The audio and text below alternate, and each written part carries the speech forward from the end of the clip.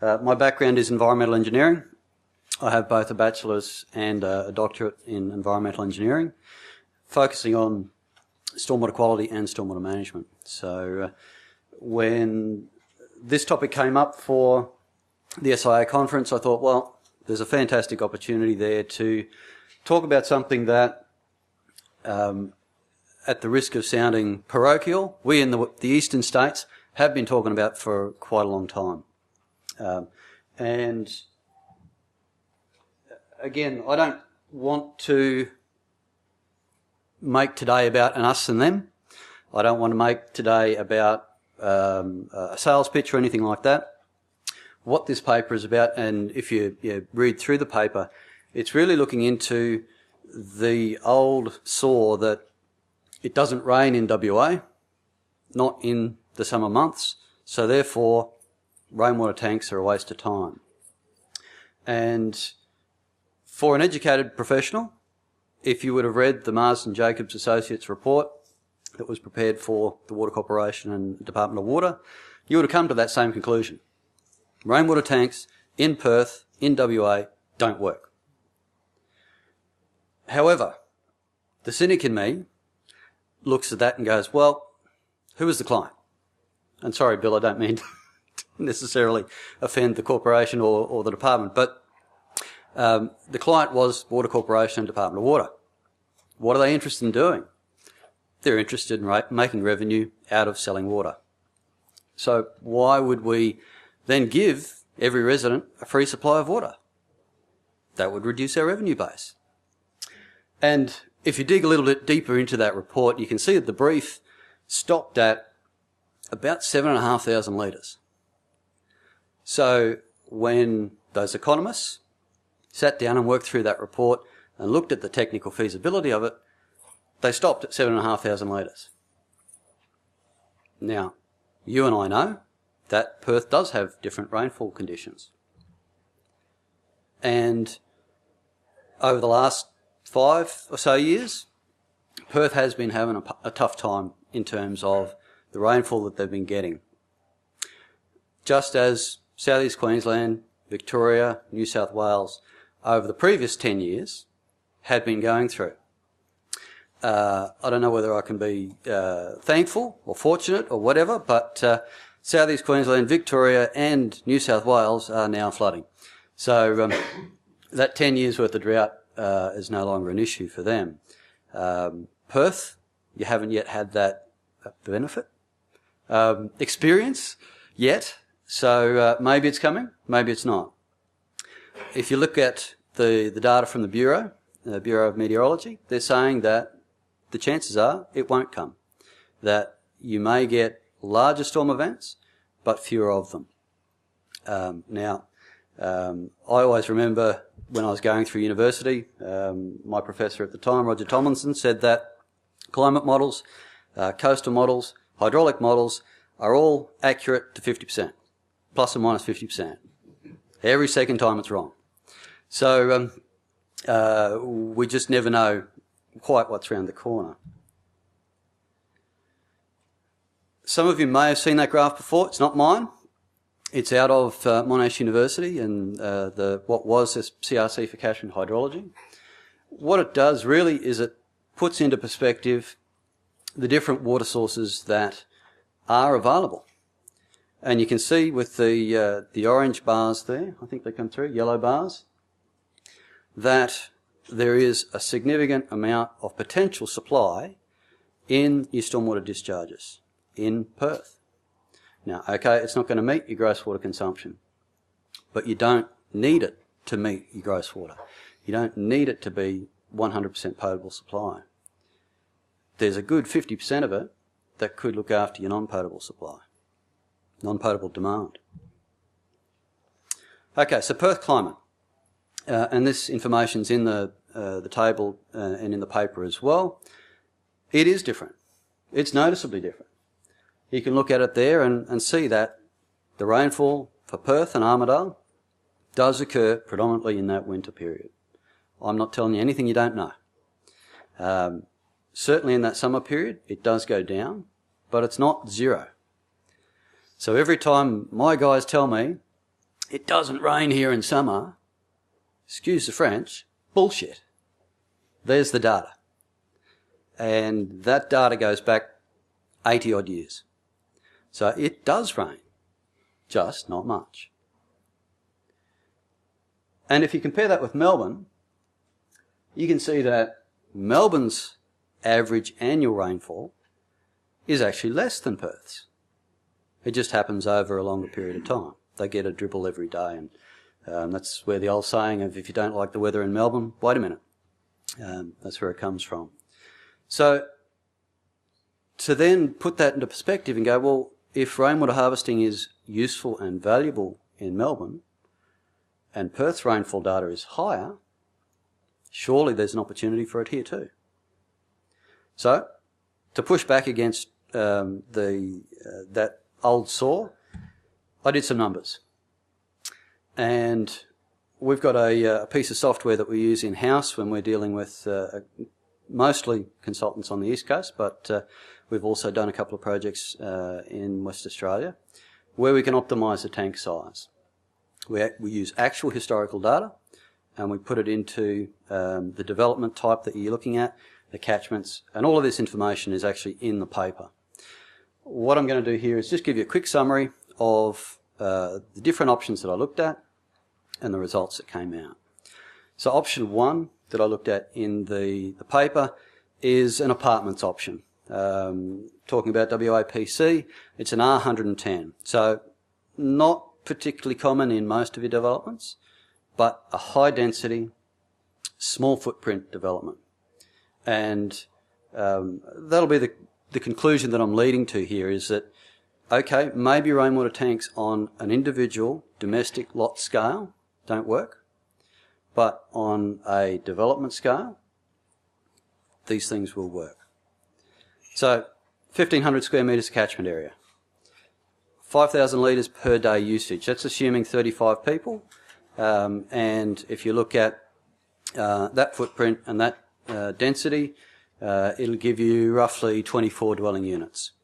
So I'm not assuming that you've got 300 people living in one house, but I'm using the WAPC rates, and that's where all this information comes from, and that's the examples that you see there. They're not my examples, they are straight from the WAPC densities. Option 2, townhouses. So slightly less dense, R60. This one's around 58 dwellings a hectare.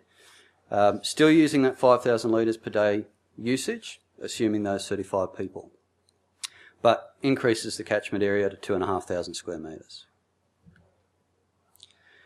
Okay, option 3, looking at a commercial development where we go up to a hectare for their roof catchment or the catchment area that is delivering water. But still only a 5,000 litre per day usage. Again, that can go up and down. We can tweak the model, as I say. Every model's plus or minus 50% accuracy. So you can change and tweak this information, and that'll obviously have an impact on the demand that you meet and the size of your tank. And an industrial development. 1 hectare catchment area, but a larger demand on the water there, 10,000 litres per day. Okay, just some general assumptions of the model. 1 millimetre evaporation loss. Now again, that can go up, that can go down, but that's just assumed that for every millimetre at the beginning of the storm event, that's what it'll take to wet your roof and evaporate. So if you get 1 millimetre of rain, 0 runoff. If you get 5 millimetres of rain, 4 millimetres will contribute to runoff from that catchment area. Now, again, to be conservative, as most engineers are, we've incorporated a 5% efficiency loss. So what we're saying there is that, well, maybe all of the catchment doesn't drain there, or maybe there's leaks in the catchment. Maybe some of the pipes can't be physically piped to that particular point. So we'll allow for 5% efficiency loss. So other than that, 95% of the potential flow from that contributing catchment will go into our tank. And then what we did is I modelled a series of different capacities from 20,000 litres up to 5 megalitres using a 64-year rainfall record. I don't have up to 2012, but certainly up to 2008, to get an idea of what capacity tank we need and what sort of demand we can meet. So, if we go back to our apartment results, remember we're talking about 1,500 square metres and 5,000 litres per day usage.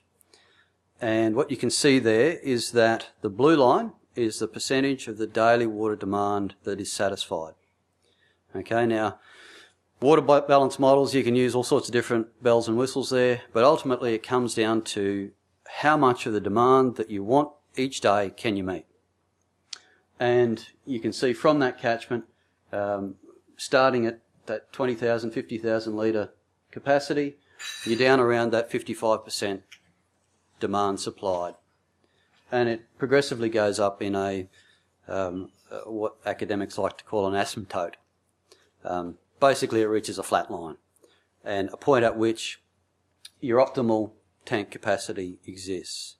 Now, a bit like when you're trying to achieve your water quality objectives, you start to haggle about a couple of percent. And you can see from 200,000 litres there up to a megalitre, you're talking about 10% of that supply.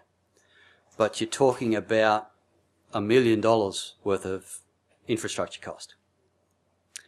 So you have to really understand or really tie down the client and tie down your own design constraints as to what is that number that we have to meet. Are we happy with 80%? Or must we achieve 99%? Because that has some pretty big cost implications there.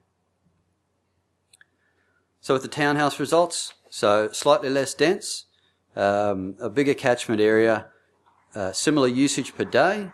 Again, you can see the blue line is your percent daily demand satisfied. A little bit flatter this time, so you do reach that 90% mark around that 300 to 400,000 litres. And what it's meaning then is that that particular development can supply that 5,000 litres 90% of the time, 90% of the year, with 300 to 400 kilolitres. Okay, commercial results, industrial results, slightly different. Obviously, bigger catchment area. So, makes things a lot easier. Demand's still constrained there, and you can see your asymptote occurs a lot earlier. And again, between 200 and 300 kilolitres, you can achieve that 90% demand supplied. Now, is that the right number? That's something I think you could put out there and haggle till the cows come home. As a commercial site or an industrial site, you may have a higher non-potable demand than you do for potable. So you might want 100% of that supply met. The industrial catchment, again, an optimal capacity between that 300 and 600 kilolitres on that blue line. So bigger spread, flatter curve, but still a large catchment area that's contributing to it. It's obviously affected by the demand that you've got, that you're trying to meet there. Now, I was very interested listening to the previous couple of presentations talking about infiltration, and that we've been trying to put all this water back into the ground. And certainly in the East Coast, we have only just recently, about a year and a half, introduced legislation that says you can't discharge it, you've got to infiltrate it, evaporate it, or reuse it. And so the reuse option has certainly become an important thing for those developments, but the infiltration issue, again, as has been discussed, is a problem with our soils. To give you some experience and feedback from Germany, they've spent the past 10 years doing exactly the same thing. And in their urban areas, their water tables have reached ground level. So they're actually flooding basements. So they're now going away from infiltration and back into reuse. So perhaps again that's something that needs to be discussed at the forum. So we've resolved the fact that it's technically feasible. Yes, we can do it technically. It's not out of the question the way Marsden and Jacobs suggested it might be. But what does it cost? I mean, I've been a consultant before. I know exactly what it's like. You have this fantastic design, present it to the client. Yeah, great. What's it going to cost? Well, it'll cost you about $600,000. Whoa, no, that wasn't included in the budget. So I thought, all right, well, Marsden Jacobs did an economic assessment for the eastern states. They also did an economic assessment for the domestic scale. Let's look at this on a slightly larger scale here. So I've assumed a minimum 50-year design life. Again, I have to be biased there that the products we do supply have a 50-year design life. So I have made that assumption. I have also assumed $175 a year maintenance costs. Now that is basically just your call-out fee for the local pump supplier to come out, check the pumps, make sure everything's working, service them, and keep it going. What I have also done is assumed the current commercial water supply cost of $1.72 per kilolitre. In the eastern states, that's now getting higher up towards $2.2 per kilolitre, and in some parts of WA that might be higher as well. So certainly I think your residential's still lower, but to make it uniform and not confusing, I just chose $1.72 per kilolitre there. And what you can see there is that if you look at just the financial savings alone, you're looking between $1,000 and $3,000 per year as an annual cost saving for that particular development. Not as a householder, for that development. So you look at that and go, well, gee, at $100,000 investment, $2,000 saving, gee, not great. But the thing that we're not doing very well as engineers is building in the cost to our environment. In the water by design guidelines, they've done a business case for rainwater harvesting as well as all of the other water sensitive urban design features. And what they've come up with is that basically for every kilogram of total nitrogen you can take out of your stormwater, you're saving $515 worth of restoration costs to your waterway, to your creeks, to your rivers, to your bays, all those sorts of things. So I thought, all right, now again, I understand that music is not a favoured piece of software here in WA, but understand that this model is looking at a 100% impervious catchment. So the soil parameters, not an issue. They're irrelevant in this particular model. When you're on that, for the different models there, the different options that you've got, you can potentially not just reduce the flow, but you can also reduce the nitrogen and save, on average, $6,800 per year on those developments. So your $2,000 saving plus $6,800 now becomes $8,800. On a $100,000 investment or a $200,000 investment, that becomes a better payback period. Now, for the economists in the room and the financial wizards, you look at those payback periods and go, not good enough. If it's not under 5, then not good enough. But for a residential development, for a townhouse that's a body corporate that's going to be around for the next 50 years, a payback period like that is in that acceptable range. How many people have put solar panels on their roofs? Do you know what the payback period for they are? 5 to 7 years. Yep, that's with the federal government discount. That's right. Without the federal government discount, you're around 10 to 12 years. So, and that's an asset that a lot of people aren't thinking about in terms of payback period and replacement costs. So I thought, I'm not going to hide those numbers from you. I'm going to put them right in front of you because they are calculated based on today's numbers. $1.72 a kilolitre, fully supplied and installed costs. That $1.72 per kilolitre is only going to go up, a bit like electricity, unless Bill can give me a written guarantee. Just be careful when the Department of Water and Water Corporation are two very different animals. All right, forgive me, I'm from the East Coast. Oh, okay, good. That might change the calculations. We are the water resource manager, we are not the money maker. True. So I do have to being a good engineer, I have to caution that these numbers depend on usage and they depend on demand, they depend on the capacity of the tank, they depend on your catchment area. It also excludes the value of that land that you recover.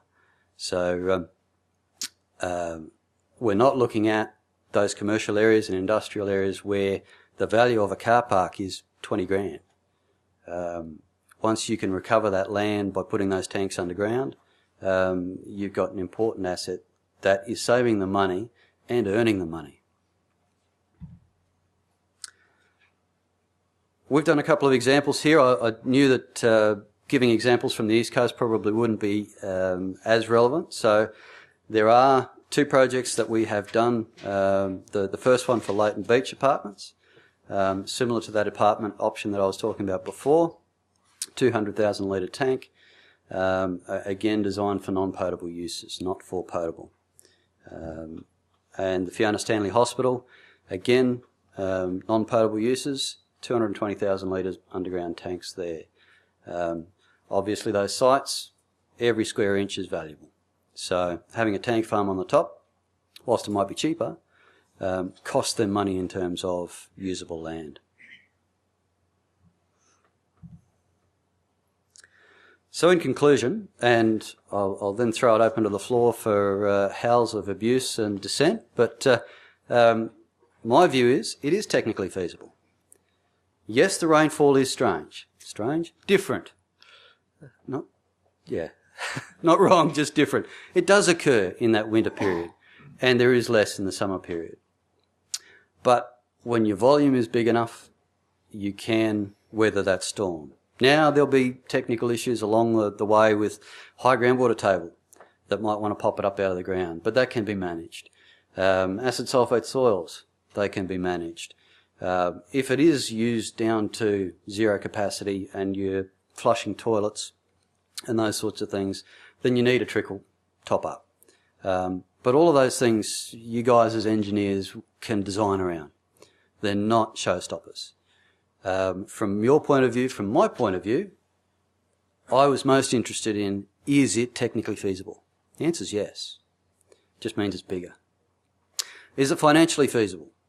If you look only on the cost saved in terms of your water, probably not. If you start to look at your environmental value, then yes, it certainly reduces that payback period down. It is a long payback period, but as we've experienced with our solar panels, people are starting to be conditioned to longer payback periods with those sorts of assets. And as I say, the calculations that I've put into the paper and I've presented today do depend on those parameters. If you want me to, or Stephen to give you some ideas on something in your area, happy to do that. And the last quote I have at the bottom of that slide there is just something that was published last week, where Bob Glennon from University of Arizona, another dry state, basically said, look, when you've got declining surface water, substantial problems of overpumping groundwater supplies, and enormous costs associated with increasing supplies through desalination, it strikes me Perth is facing a major water problem. Kind of stating the obvious. The conclusion I'd hope you walk away from today with is that rainwater harvesting on a development scale is a potential solution. Thank you.